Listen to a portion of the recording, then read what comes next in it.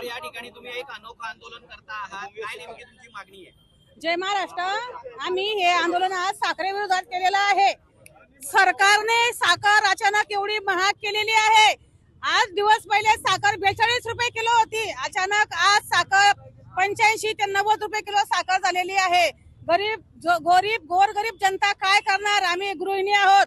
रोज सकाळी उठल्यानंतर आमचे माणसं कामाला जातात, मुलं शाळेत जातात, चहा नाश्ता सगळं लागतं, तर सकाळी चहाची सुरुवात होते. तर एवढी महागाई दाटलेली आहे या सरकारची, तर आम्ही साखर कुठून आणायची? एवढी स्वस्त साखर होती, आता एवढी महाग झालेली आहे, तर गृहिणी काय करणार आहेत? तुम्ही काय आंदोलन केलेलं आहे? आम्ही आज या अनोखे आंदोलन केलेलं आहे की आम्ही चहा ठेवली पण साखरच नव्हती.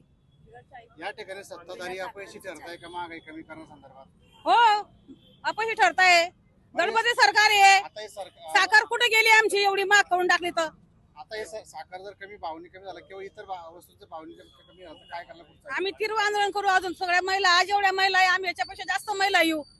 आम्ही सरकारच्या मंत्र्यांच्या गाड्या अडवू. आम्ही बिलकुल त्यांना फिरू देणार नाही तिथं. तुमचं नाव आणि पद? माझं नाव, मी महानगर अध्यक्ष महिला आघाडी उबाटा, मनीषा पाटील. काय सांगाल तुम्ही या ठिकाणी महानगरपालिकेसमोर महागाई संदर्भात एक आंदोलन केले? आंदोलन काय आंदोलन आहे?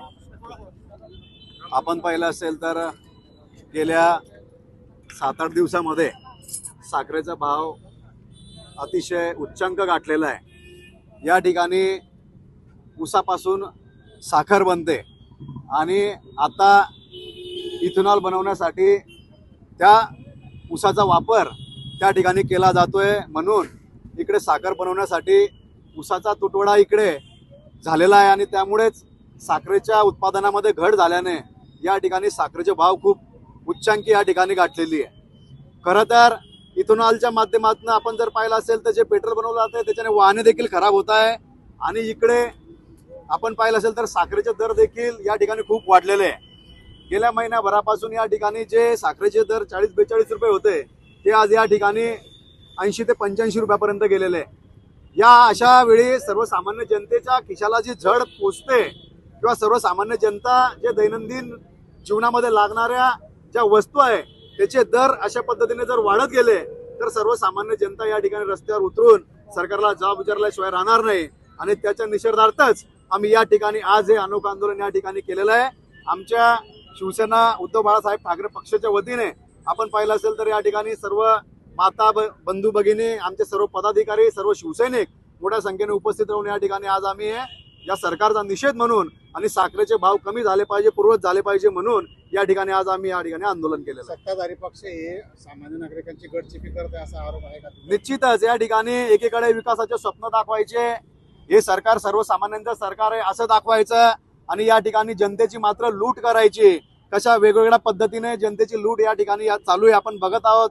दर दिवशी आपण पाहिलं तर माध्यमातून बातम्या झळकत आहेत की कशा पद्धतीने जनतेची लूट या ठिकाणी होते.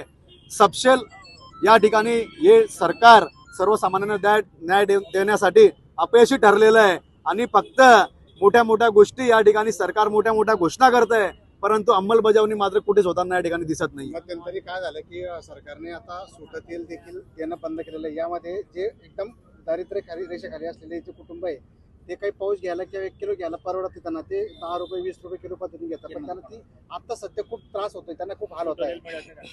खरं तर यामध्ये देखील मोठा भ्रष्टाचार चालू आहे. आज जसं साखरेचे आपण जर पाहिले तर मोठ्या मोठ्या व्यापाऱ्यांनी, या सरकारमधल्याच लोकांनी, त्यांच्याच बगलबच्च्यांनी मोठे मोठे गोडाऊन या ठिकाणी भरून ठेवलेले आहे आणि कशा पद्धतीने आपण जर पाहिलं असेल तर सर्वसामान्य जो मजूर आहे, जे दैनंदिन काम करणारा, जो रोजंदारीवर काम करणारा हातमजूर आहे, याला दर दिवशी या दैनंदिन जीवन जगण्यासाठी ज्या वस्तू लागतात त्याच्या कशा पद्धतीने या ठिकाणी भ्रष्टाचाराच्या माध्यमातून या ठिकाणी बंदी करण्यात येत आहे. आपण सांगितल्याप्रमाणे जे पाऊचची बंदी असेल किंवा खुल्या तेलाची बंदी असेल ही देखील लवकरच चालू झाली पाहिजे. त्यासाठी देखील आमचा या ठिकाणी पाठपुरावा चालू आहे आणि त्या ठिकाणी देखील आम्ही मागच्या काळात एक आंदोलन केलं होतं. खरं तर हे सर्वच्या सर्व हे शासनाचं आणि या सरकारच्या लोकांचं अपयश आहे.